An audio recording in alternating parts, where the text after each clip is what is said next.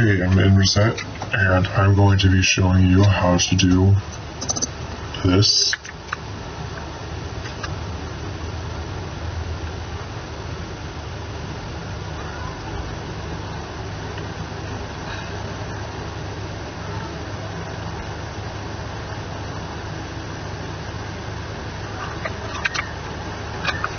An Xbox controller.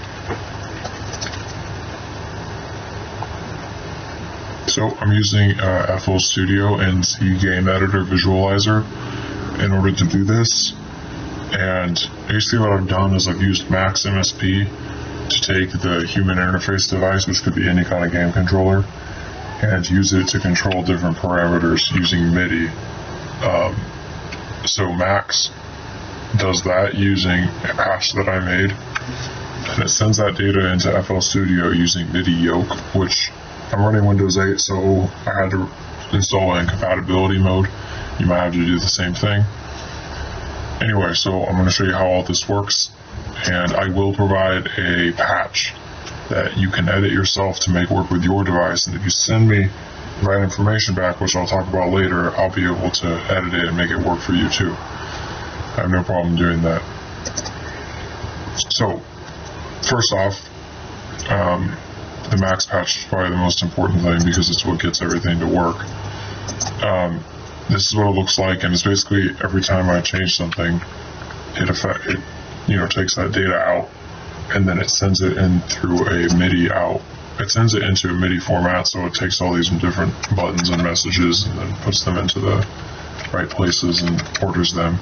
And it goes out through MIDI, and I have in here MIDI yoke 1 set to be the output, and then inside FL Studio I have MIDI settings. I have MIDI yoke 1 enabled, and all the rest are disabled. I also have output disabled, not that it needs to be, but I just did it to be safe. I didn't want any kind of looping to happen, which will crash the crap out of your computer.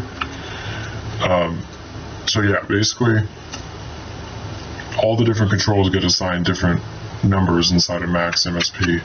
When they're sent over to FL Studio, all you have to do is hit, you can hit this and map it to all the controllers manually, like multi-link it. If you know how to use that, then I don't have to explain it. Or you can do it by right-clicking each parameter and linking it to a controller. So in this case, it's linked to 4, which is, I think it's the right and left on the right stick. So I have that one routed to that, and I just set different parameters and different things in here. So that's how it works. I'm going to load in one of my songs and show you how you could use it with music as well.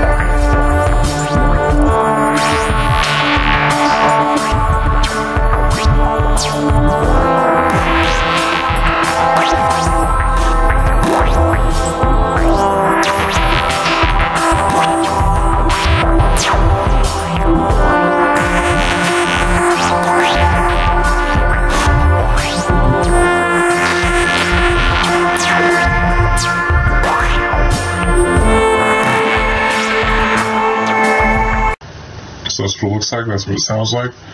So now I'm going to describe how you can adjust my Max patch when I send you it, if you decide to download it, to suit your needs. What I'm going to do is I'm going to add a bunch of float boxes,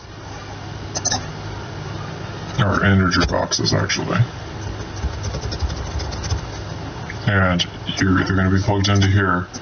So what you'll do is you'll set each one to be whatever the button number on your controller is. So if you go all the way left,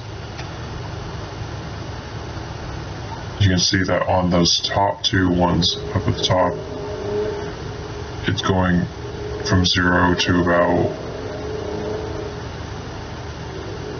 65,000 on the x-axis, which is labeled as 0. So you'll put, if you want that to be the first one, then you'll put 0 in that number box if you want.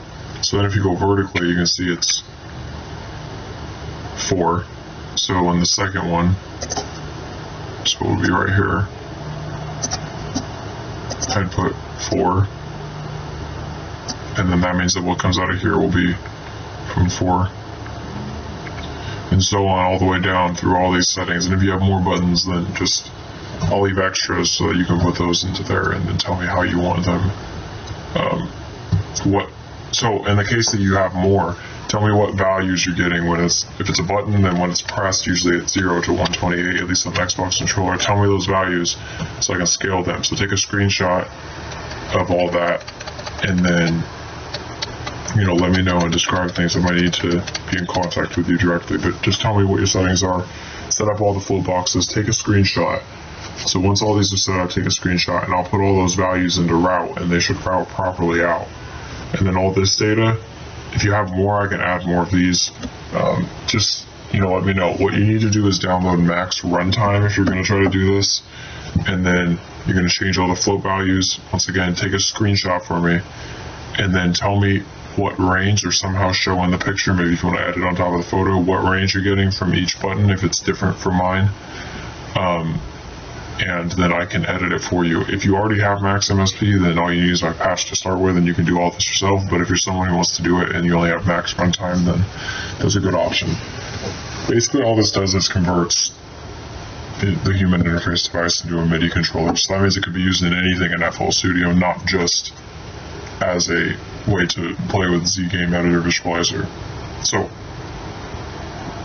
that's about it.